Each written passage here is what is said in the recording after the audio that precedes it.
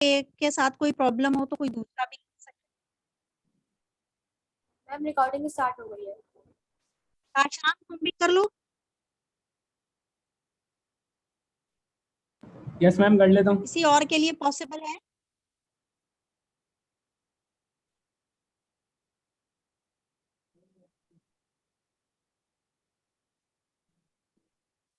अच्छा ठीक है, ये मेरा ख्याल है मलाइका ने शुरू कर दी है रिकॉर्डिंग। ठीक है, थैंक यू बेटा। अच्छा ये रिकॉर्डिंग ना फिर तुम मुझे बाद में भेज देना, तो मैं इसको LMS पे डाल दूंगी। सही है Malaika? Okay.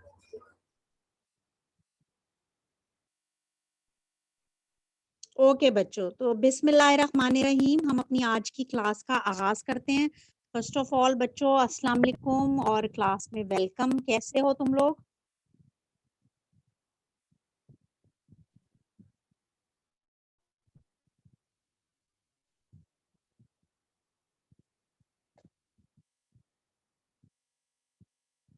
Third year morning, मेरी आवाज आ रही है? कैसे हो आप लोग?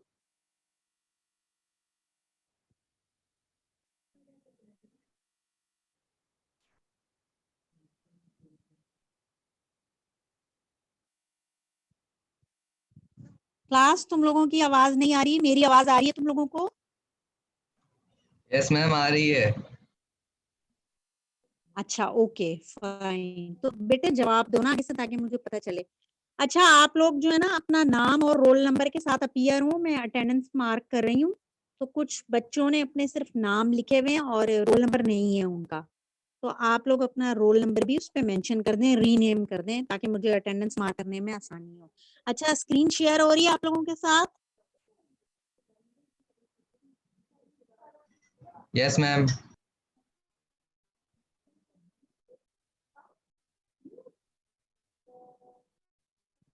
ओके आप लोगों का ये क्विज है, क्विज नंबर 2, जो हम लोग डिप्रेशन और एंटी डिप्रेशन ड्रग्स का। और आप लोगों का जो नेक्स्ट क्विज है LMS पे आप लोगों ने देख लिया होगा, वो मैंने कमिंग सैटरडे को 4 PM पे डाला है।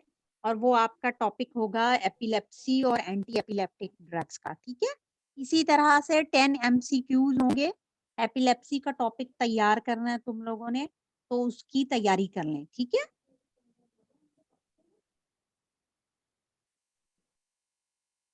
सही हो गया बच्चों? मुझे जवाब दे दिया करो आगे से, ताकि मुझे पता चले कि तुम लोगों को सुनाई दे रहा है। जी मैम, ठीक है। ओके अब हम लोग ये क्विज डिस्कस करने जा रहे हैं। अब आप लोगों ने इसमें मेरे साथ साथ इस पे पूरा प्रॉपर रिस्पॉन्स करना है और क्वेश्चन को पढ़कर समझकर फिर बताना है कि इसका क्या आंसर। जो आप लोग लिख चुके हैं वो तो अब लिख चुके हैं, लेकिन जाहिर है आप लोग अपने एग्जाम की भी तैयारी कर रहे हैं, तो इसलिए आपने इसको अच्छे से क्वेश्चन को पढ़ना है और आपको पता भी चले कि आप लोगों ने किस तरीके से क्वेश्चन को अटेम्प्ट करना है। फर्स्ट है जनाब कि a highly selective serotonin reuptake inhibitor is।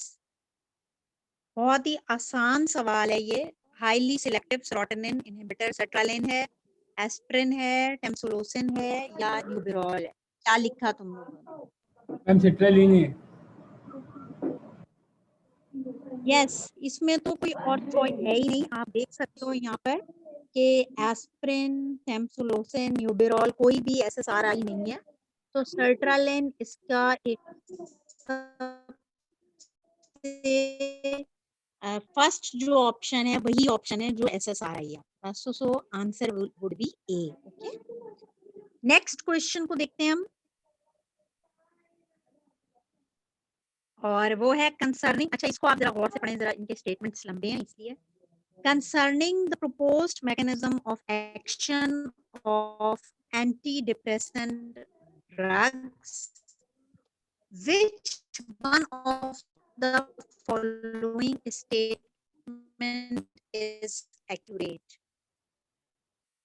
ठीक है, ये जरा मैं देख लूं कि एक्यूरेट लिखा हुआ है या इनएक्यूरेट लिखा हुआ है। एक्यूरेट लिखा हुआ है। ठीक है कि chronic treatment with an antidepressant often leads to the upregulation of adrenoceptors। adrenoceptors की बात हो रही है कि एंटीडिप्रेसेंट का chronic treatment अगर आप लोग करें तो उससे एड्रीनो रिसेप्टर्स की अपरेगुलेशन होती है। क्या वो ज्यादा हो जाते हैं?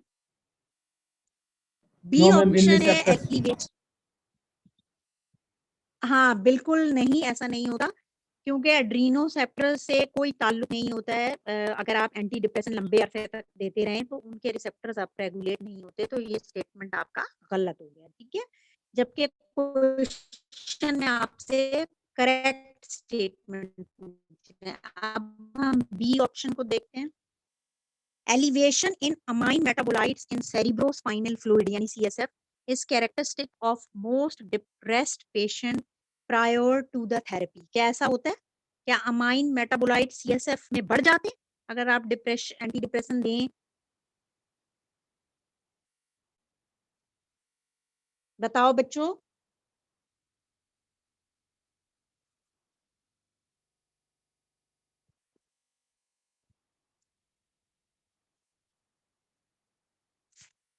अच्छा जी, यानी मैं रोल नंबर वाइज आपसे पूछूं, फिर आपकी अटेंडेंस अब मार्क होती जाएगी। रोल नंबर 4 आदिल अहमद, आप बताइए।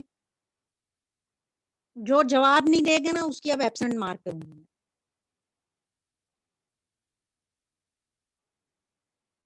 रोल नंबर 4 आदिल अहमद, आप बताइए क्या ये स्टेटमेंट सही है?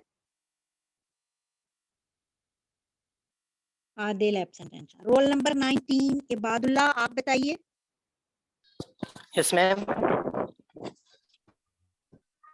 आपके ख्याल में ये स्टेटमेंट ठीक है जो अभी मैंने पढ़ा है? मैम ये ठीक है, लेकिन एमसीक्यूज में गलत हो गया, मैंने ए लगाया था। आपने ये लगाया था कि ये गलत है, ठीक है। इसलिए कि देखो, अगर आप एंटी डिप्रेशन से ट्रीटमेंट करते रहें तो अप रेगुलेशन तो नहीं होती है एड्रीनोसेप्टर्स की, ये तो हमने कहीं भी नहीं पढ़ा। तो ए ऑप्शन सही नहीं है, यस बी ऑप्शन भी सही नहीं है। सीएसएफ में यस मेटाबोलाइट्स जो हैं इंक्रीज नहीं होते, ठीक है। सी ऑप्शन देखते हैं।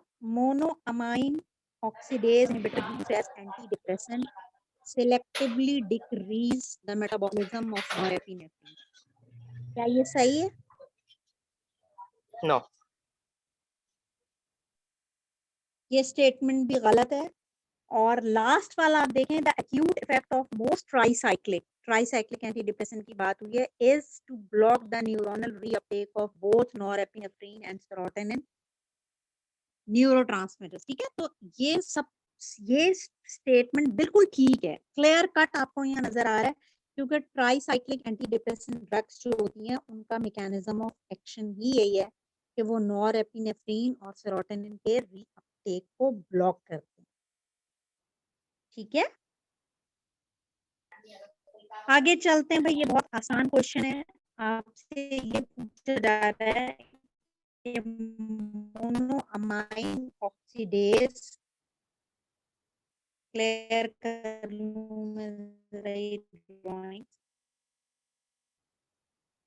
मोनोअमाइन ऑक्सीडेज ए की बात है। Monoamine oxidase A, number A option है, is responsible for norepinephrine, serotonin and tyramine metabolism. B option है, is more selective for dopamine. C option है, metabolises the norepinephrine and dopamine.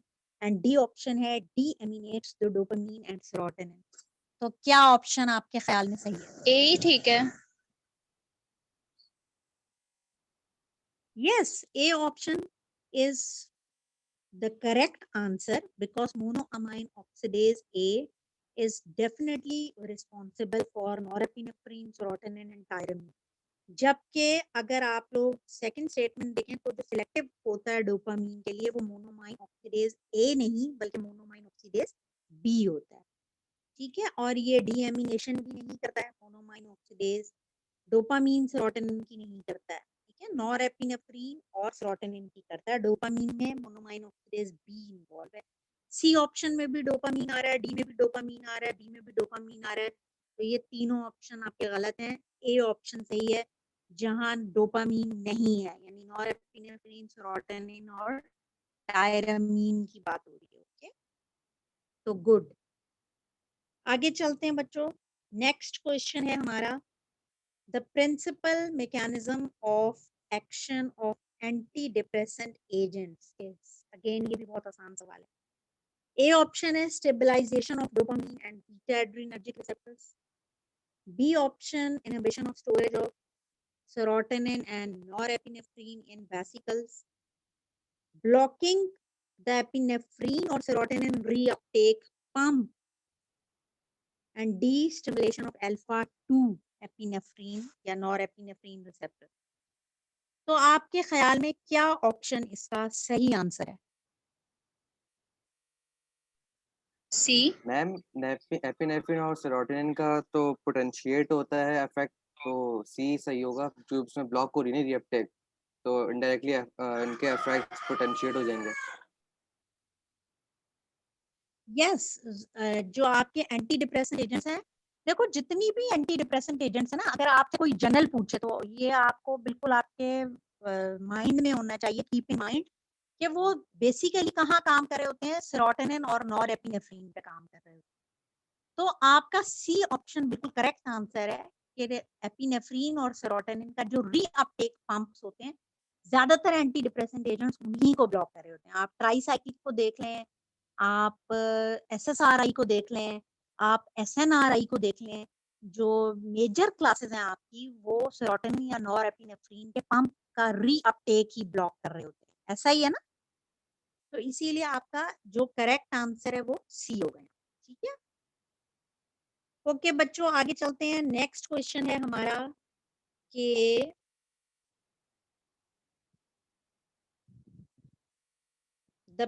अब monoamine oxidase inhibitors की दोबारा बात हो रही है। अगेन उन्हीं का क्वेश्चन है कि the principal mechanism of action of monoamine oxidase inhibitor. Again MAO inhibitor की बात हो रही है। मोनोअमाइन इनहिबिटर्स जो हैं उनका मेन मैकेनिज्म क्या है? ए ऑप्शन है blocking the amine reuptake pump which permit to increase the concentration of neurotransmitter at receptor site.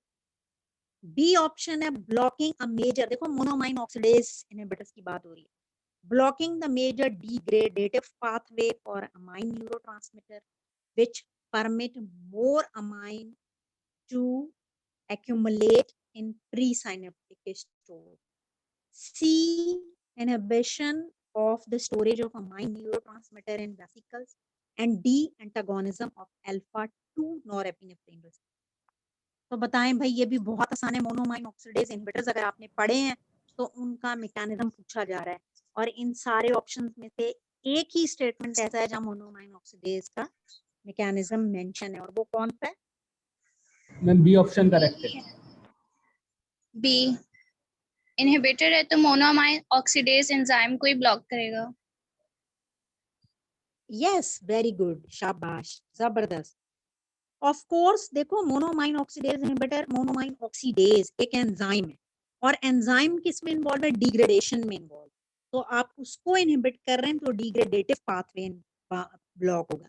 ये कोई पंप को ब्लॉक नहीं कर रहा, कोई रीअपटेक को ब्लॉक नहीं कर रहा, ये एक एंजाइम है, और एंजाइम उन अमाइंस को डिग्रेड कर रहा होता है, मेटाबोलाइज कर रहा होता है, उनको यूटिलाइज कर रहा होता है, और जब आप उसको ब्लॉक कर देंगे तो डेफिनेटली वो जो एक मेजर डिग्रेडेशन पाथवे है न्यूरोट्रांसमीटर का, अमाइन न्यूरोट्रांसमीटर्स का, वो ब्लॉक हो जाएगा। और ऑफ कोर्स यही अमाइन न्यूरोट्रांसमीटर्स हैं जिनका मेजर रोल है डिप्रेशन में, पर्टिकुलरली नॉरएपिनेफ्रीन और सेरोटोनिन। ठीक है, ओके बच्चों, नेक्स्ट क्वेश्चन पे चलते हैं। ये बहुत आसान सवाल है और इसमें ये पूछा गया है कि which neurotransmitter is mainly involve in depression. तो आपके पास जो ऑप्शंस हैं इनमें डोपामीन है, सेरोटोनिन है, एसिटाइलकोलिन है, ग्लूटामेट। तो इनमें से कौन सा न्यूरोट्रांसमीटर है जिसका रोल डिप्रेशन में है? Ma'am serotonin. यस, ये तो आंख बंद करके आप लोग मार्क कर दें, सेरोटोनिन। अगर नॉरएपिनेफ्रीन होता तो फिर आप दोनों को मार्क करते, कोई ऐसा ऑप्शन होता कि सेरोटोनिन ने नॉरएपिनेफ्रीन भी लिखा होता, लेकिन इनमें से ना डोपामीन है, ना एसिटाइलकोलिन है, ना ग्लूटामेट है। The only and only neurotransmitter involved in depression is serotonin. Option B. Very good. चलो भाई बच्चों, आगे चलते हैं। नेक्स्ट क्वेश्चन है आपका कि which of the following agent is related to tricyclic antidepressant? Again ये भी बहुत आसान सवाल है। अगर आपको क्लासिफिकेशन याद है एजेंट्स की तो फिर आप इसका क्विकली आंसर दे सकते हैं कि ये जो 4 एजेंट लिखे हुए हैं इनमें से ट्राईसाइक्लिक एंटीडिप्रेसेंट कौन सा है? नेफेजोडोन, एमिट्रिप्टाइलिन, फ्लॉक्सिटीन, क्लोजापिन। कौन सा है ट्राईसाइक्लिक एंटीडिप्रेसेंट? बताओ भाई।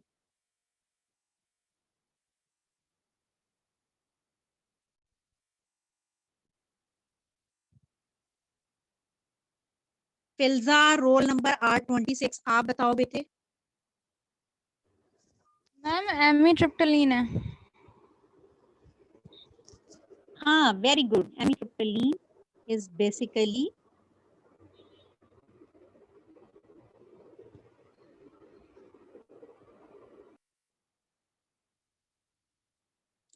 चलें भाई, नेक्स्ट क्वेश्चन पर चलते हैं अब हम लोग। और नेक्स्ट क्वेश्चन है कि which of the following anti depressant, again ये भी क्लासिफिकेशन में से है, which of the following anti depressant is a selective serotonin reuptake inhibitor. अगर आपको क्लासिफिकेशन याद है तो फिर आप इसको बहुत अच्छे से आंसर कर सकते हैं। सिलेक्टिव सेरोटोनिन रीअपटेक इनहिबिटर यानी आपसे SSRI पूछा जा रहा है, फेनेल्जीन, डेसिप्रमीन, मेप्रोटिलीन या फ्लोक्सिटीन। क्या लिखा आप लोगों ने? Fluoxetine. Ma'am option D. Option D, fluoxetine. Yes, ये भी आप बिल्कुल फ्लोक्सिटीन आंखें बंद करके मार्क कर सकते हैं। इसमें जो SSRI है वो सिर्फ और सिर्फ फ्लोक्सिटीन है। तो option D is the correct answer. Okay, और नेक्स्ट क्वेश्चन है हमारे पास कि which of the following anti depressant is an, अच्छा ये वो क्वेश्चन है जो तुम लोग क्लास में भी डिस्कस कर रहे थे कि which of the following anti depressant is an unselective monoamine oxidase blocker and produces extremely long lasting inhibition of the enzyme. Option A है मोक्लोबिमाइड, ऑप्शन बी है ट्रेनाइलसाइप्रोमीन, ऑप्शन सी सैलिजिलीन और ऑप्शन डी फ्लोक्सिटीन। तो देखो इसमें से आपके पास जो मोनोमाइन ऑक्सीडेज इनहिबिटर है वो ट्रेनाइलसाइप्रोमीन ही है और ये लॉन्ग लास्टिंग इनहिबिशन प्रोड्यूस करता है। तो आपका जो आंसर है वो बी है। शायद तुम लोगों को याद हो, कुछ बच्चों ने ये वाला क्वेश्चन क्लास में भी डिस्कस किया था। ठीक है,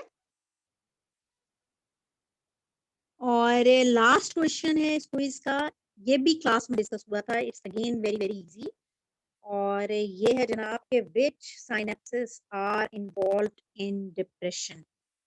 डोपामिनर्जिक, सेरोटिनर्जिक, कोलिनर्जिक, ग्लूटामिनर्जिक। क्या लिखा तुम लोगों ने बच्चों, बताओ। Ma'am serotonergic. यस, इसमें से ये उसी सवाल से मिलता जुलता है जो आपसे पहले एक सेरोटोनिन का भी एमसीक्यू आया था कि वो साइनेप्सिस जो डिप्रेशन में इन्वॉल्व है, बस थोड़ा कंफ्यूज कर दिया, साइनेप्सिस का नाम लिख दिया, लेकिन एक्चुअली सेरोटोनर्जिक जो हैं वो आपके डिप्रेशन में मेनली इन्वॉल्व होते हैं। ठीक है तो ये आप लोगों का क्विज था बच्चों, और ये बताओ अब मुझे कि आप लोगों का कैसा रहा ये क्विज। इसी तरह के आंसर लिखे तुम लोगों ने, और अगर नहीं लिखे तो मेरे ख्याल से अब आप लोगों को थोड़ा पता चल गया होगा कि किस क्वेश्चन का क्या आंसर होना चाहिए। नेक्स्ट क्विज आप लोगों का सैटरडे को है। इसके अलावा अगर कोई क्वेश्चन है बच्चों तो वो तुम लोग पूछ लो किसी भी टॉपिक में से, एपिलेप्सी से या कोई और टॉपिक जो तुम लोगों को ना समझ आया हो।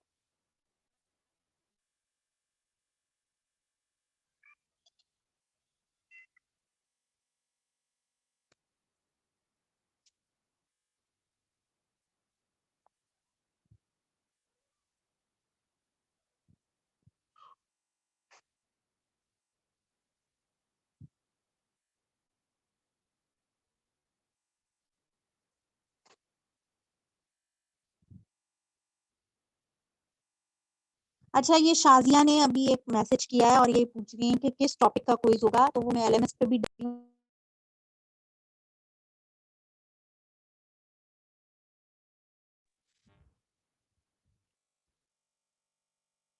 सही है बच्चों, अनाउंसमेंट सेक्शन जरूर देखते रहा करो, और एपिलेप्सी के टॉपिक का आप लोगों का क्विज होगा जो हमारा नेक्स्ट चैप्टर। अच्छा, अब ये बताओ किसी को कोई क्वेश्चन पूछना है, कोई कंफ्यूजन, कोई चीज आप लोगों को ना समझ आई हो? मैम स्टेटस एपिलेप्टिकस समझा दें।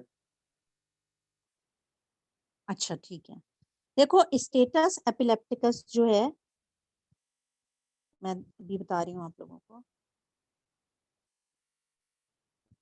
स्टेटस एपिलेप्टिकस बेसिकली एक इमरजेंसी सिचुएशन है, ठीक है। और आपने जितनी भी टाइप्स अभी तक पढ़ी हैं, फॉर एग्जांपल जनरलाइज्ड सीजर्स होते हैं और दूसरे आपके जो होते हैं वो लोकलाइज्ड होते हैं। स्क्रीन नजर आ रही है तुम लोगों को बेटे? यस मैम आ रही है। Okay good. तो जो स्टेटस एपिलेप्टिकस है, देखो जनरलाइज्ड में ये होता है कि आपके सेरिब्रल हेमिस्फीयर के किसी एक, यानी ये अगर आपका 2 सेरिब्रल हेमिस्फीयर्स हैं ब्रेन के, तो जो आपका एक सेरिब्रल हेमिस्फीयर है वहां से ओरिजिनेट होते हैं आपके ये जो सीजर्स होते हैं। लेकिन अगर दोनों सेरिब्रल हेमिस्फीयर्स आपके इन्वॉल्व हो जाएं तो फिर इसका मतलब ये होता है कि वो जनरलाइज्ड होते हैं। लोकल वो हैं, उसके नाम से ही पता चल रहा है कि वो लोकलाइज्ड हैं, वो किसी एक सेरिब्रल हेमिस्फीयर में ओरिजिनेट होते हैं। लेकिन अगर एक ऐसी सिचुएशन हो जाए कि आपको कंटिन्यूअसली सीजर्स आ रहे हो और बीच में जो टाइम है वो बिल्कुल ना मिले, एक सीजर के बाद दूसरा, दूसरे के बाद तीसरा, तीसरे के बाद चौथा, कंटिन्यूअसली सीजर्स आ रहे हो, तो ये एक इमरजेंसी सिचुएशन होती है। और इसको हम बेसिकली स्टेटस एपिलेप्टिकस कहते हैं, ठीक है। स्टेटस एपिलेप्टिकस में हम कहेंगे कि this is an emergency situation, फौरन आपको पेशेंट को हॉस्पिटलाइज करवाना होता है, और अगर ना हुआ तो मोर्टेलिटी या मॉर्बिडिटी हो सकती है, पेशेंट की डेथ भी हो सकती है इस केस, ठीक है। क्लियर हो गया बेटे? Yes ma'am. और कोई क्वेश्चन बच्चों, किसी और ने कुछ पूछना हो?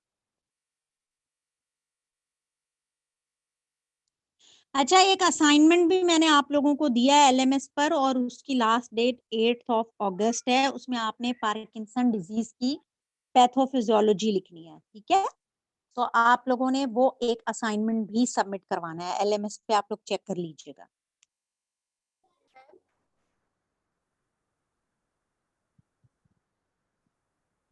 ठीक है बच्चों। और मैम हाँ मलाइका बोलो बेटा। मैम, ये जो आपने असाइनमेंट दिया है वो कितने पेज लिमिट होगी? देखो, पेज लिमिट कुछ भी नहीं होता, ये इससे पहले भी मैं तुम लोगों को बता चुकी हूँ कि कोई भी आपसे असाइनमेंट या क्वेश्चन पेपर में पूछा जाए ना, तो page limit is nothing. Actually जो चीज आपसे पूछी जाती है ना, बस आपको वो लिखना होता है। अब जैसे आपको असाइनमेंट दिया पैथोफिजियोलॉजी ऑफ पार्किंसन डिजीज, तो बस आप उसकी जो पैथोफिजियोलॉजी है, जो मैंने आप लोगों को लेक्चर में समझाई भी थी कि वो किस तरह स्ट्राइएटम में और पाथवेज से होता है, आप उसको एक प्रॉपर डायग्राम बना के, और अगर आप उसको एक पेज में भी एक प्रॉपर एक्सप्लेन कर देते हैं तो वो सफिशिएंट है। वो चीज प्रॉपर एक्सप्लेन होनी चाहिए। ओके मैम, ठीक है, थैंक यू। ठीक है बच्चों। अच्छा, कुछ और पूछना है किसी ने, या मैं सेशन एंड करूं फिर? आज की क्लास में हमारे 23 स्टूडेंट्स प्रेजेंट हैं, और उनकी अटेंडेंस भी अभी मैं आप लोगों के साथ ग्रुप में और एलएमएस पे शेयर कर दूंगी, ठीक है। मैम मिड्स होंगे या नहीं? देखो, अभी आप लोगों के जो मिड थे ना, वो इस यानी 31 जुलाई तक जो गवर्नमेंट की तरफ से नोटिफिकेशन आया था ना, उसके अकॉर्डिंगली फिलहाल वो पोस्टपोन कर दिए हैं। अब उसके बाद मैनेजमेंट क्या डिसाइड करती है उसका अभी आप लोगों के पास नोटिफिकेशन आएगा। देखें कि वो आपका जो क्विज है, सॉरी क्विज कह रही हूँ, मिड जो है वो होते हैं या नहीं होते हैं, वो आपको, हम खुद भी वेट कर रहे हैं कि मैनेजमेंट क्या डिसाइड करती है। तो तुम लोग बस अपनी तैयारी पूरी रखो, ये ना हो कि आप लोगों को मिड अटेम्प्ट करने पड़ जाएं और फिर आप कहें कि तैयारी नहीं है आप लोगों का। तो जो पहले से टाइम टेबल बना हुआ है ना, आप उसको फॉलो करके अपनी तैयारी पूरी रखें। अगर हो गए तो आप लोग अपना मिड दे दीजिएगा, अगर ना हुए तो फिर टर्मिनल तो है ही है।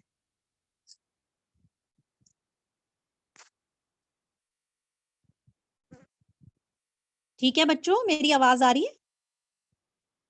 Yes ma'am. मैम यस ये मैम। एपिलेप्सी की ड्रग्स जो हैं जो अफेक्ट कर रही हैं साइटोक्रोम सिस्टम को, तो वो हम लोग को याद रखना है, लाइक कोई कोई ड्रग है जो साइटोक्रोम को इंड्यूस कर रही है, कोई इनहिबिट कर रही है। साइटोक्रोम के तो सारे कोड्स हैं, बहुत डिफरेंट तरह के, वो याद नहीं हो रहा। देखो ये बहुत हसन बेटे, ये बहुत ही इम्पोर्टेंट चीज है, क्योंकि जितनी भी एंटी एपिलेप्टिक ड्रग है ना, खास तौर पर फिनोबार्बिटोन और फेनिटोइन वगैरह, इनका गुड क्वेश्चन तुम्हारा कि इनका वाकई साइटोक्रोम P450 सिस्टम पर बहुत ही ज्यादा इनका इफेक्ट है। कुछ ड्रग्स ऐसी हैं जो उनको इंड्यूस करा रही होती हैं, और कुछ ज्यादातर इंड्यूसर्स हैं या इनहिबिट कर रही होती हैं, इंड्यूसर्स हैं ज्यादातर।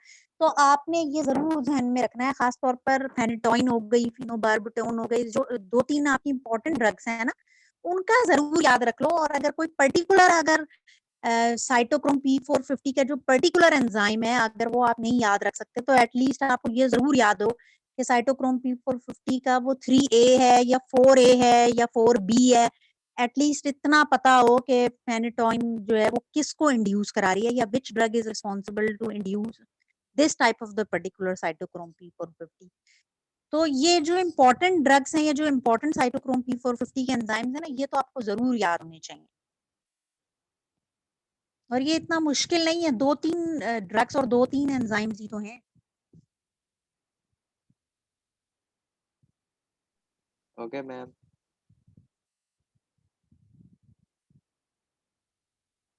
Is there any other question, class?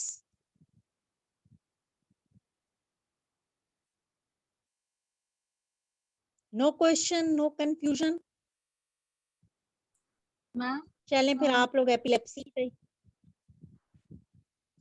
जी सारा बोलो।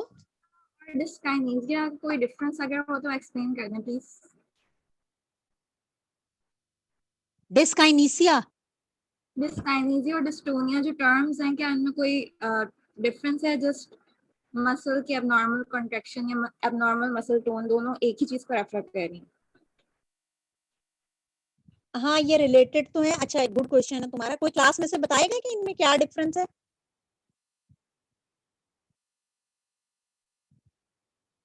थर्ड ईयर,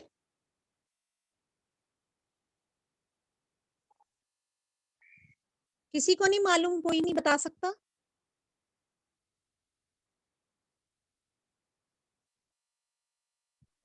मैम एक में मसल स्टिफ हो जाता है और एक में ट्विस्ट हो जाता है।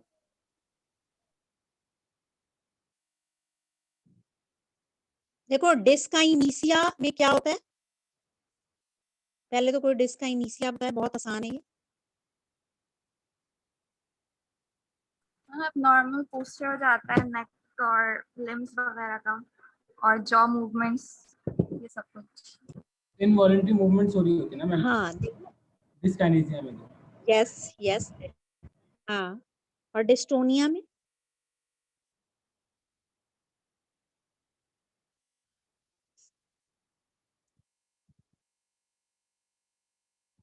डिस्टोनिया में क्या हो रहा होता है बच्चों?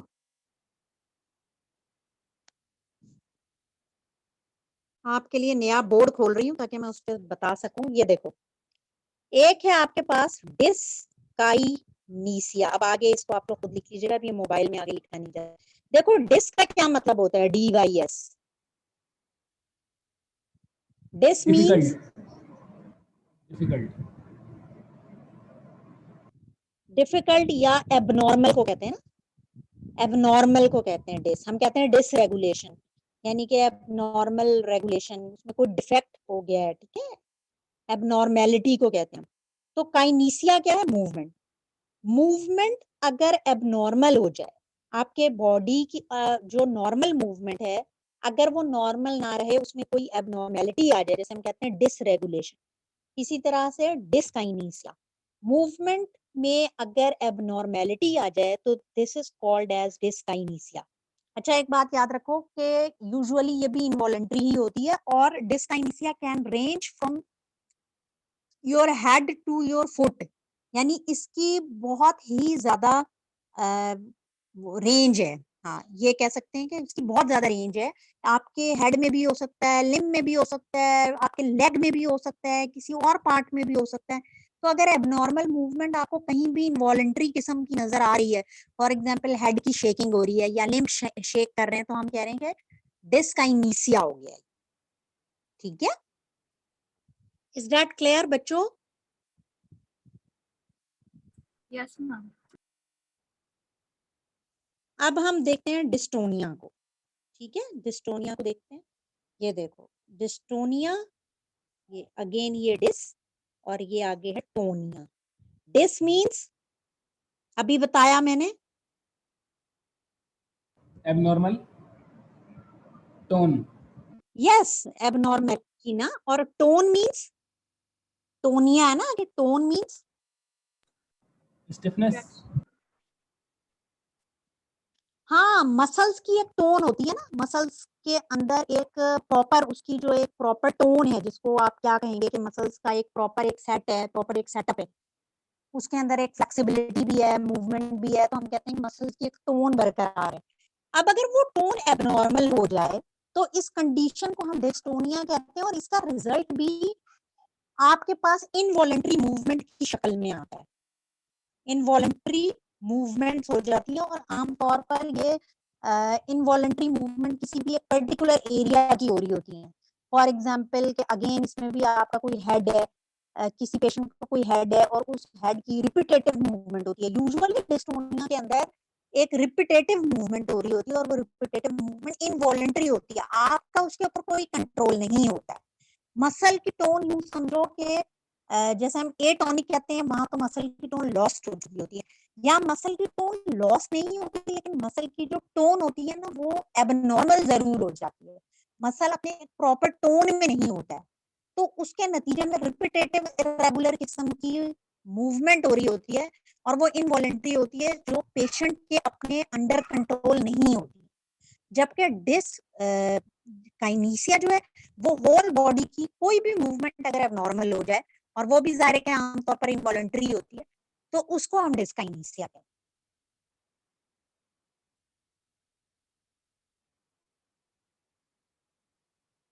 मैम इन दोनों के दरमियान फर्क क्या हो गया फिर मैम? बेटे यही फर्क हुआ ना कि डिस्टोनिया में मसल्स की टोन अफेक्ट होती है, और डिस्काइनेसिया में मूवमेंट जो है वो अफेक्ट होती है, और डिस्काइनेसिया पूरी बॉडी के किसी भी मसल्स पर अप्लाई हो सकती है। आमतौर पर वो एक जनरल टर्म होती है, और इनवॉलेंट्री मूवमेंट्स हैं, लेकिन जो डिस्टोनिया है वो आपकी ओवरऑल बॉडी के रिपीटेटिव मूवमेंट्स में ज्यादा आ रही होती हैं, और खास तौर पर ये एक पर्टिकुलर आपके मसल जो है वो अफेक्ट हो रहे होते हैं।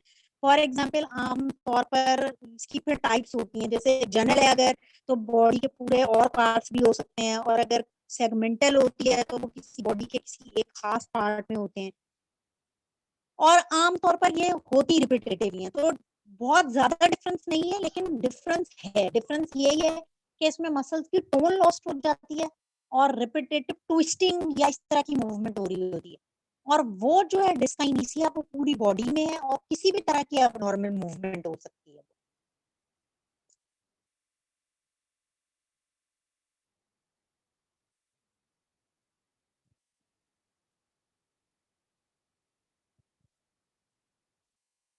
सही है, क्लियर हो गया? Yes ma'am, thank you. देखो मैं इसको फिर रिपीट कर देती हूँ। देखो डिस्काइनेसिया, उसके नाम से तुम लोगों को पता चल रहा है कि वो एक एबनॉर्मेलिटी है मूवमेंट के अंदर, ठीक है, और वो आपकी पूरी बॉडी में कहीं भी हो सकती है, और आमतौर पर वो भी इनवॉलेंट्री होती है और ये भी है, दोनों ही इनवॉलेंट्री। जाहिर है जब मूवमेंट कंट्रोल में नहीं होगी तो definitely that will be involuntary ना। डिस्टोनिया के अंदर मसल्स की टोन लॉस्ट होती है। जब मसल की टोन लॉस्ट होगी, अगेन वहां भी रिपीटेटिव इनवॉलेंट्री मूवमेंट होती है, और मसल्स की ट्विस्टिंग हो सकती है। किसी भी एक स्पेसिफिक मसल्स की अगर ट्विस्टिंग हो रही है, एबनॉर्मेलिटी आ गई है उसके टोन के अंदर, मसल टोन के अंदर, तो वो डिस्टोनिया है। डिस्काइनेसिया में जरूरी नहीं कि मसल की टोन ही अफेक्ट हो, मूवमेंट का स्टाइल बदल सकता है। फॉर एग्जाम्पल के एक खास रेंज में आपका हेड या हैंड जो है उसकी शेकिंग हो रही है, अपवर्ड हो रही है या डाउनवर्ड हो रही है, हॉरिजॉन्टल हो रही है या वर्टिकल हो रही है, तो एक ब्रॉड टर्म है जो पूरी बॉडी पर अप्लाई हो रही है।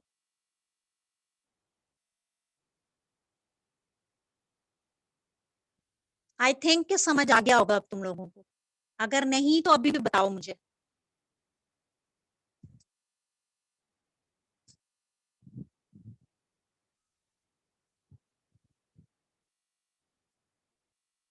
क्लास समझ आ गया या अभी भी नहीं समझ आया है?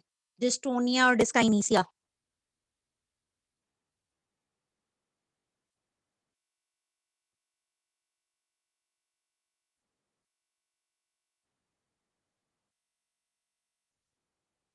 थर्ड ईयर, मेरी आवाज आ रही है बच्चों?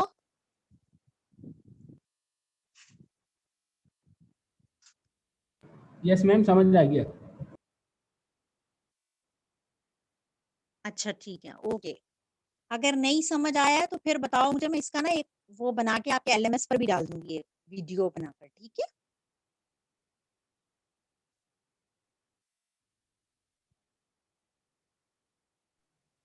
ठीक है मैम, डाल दीजिएगा। सही है बच्चों।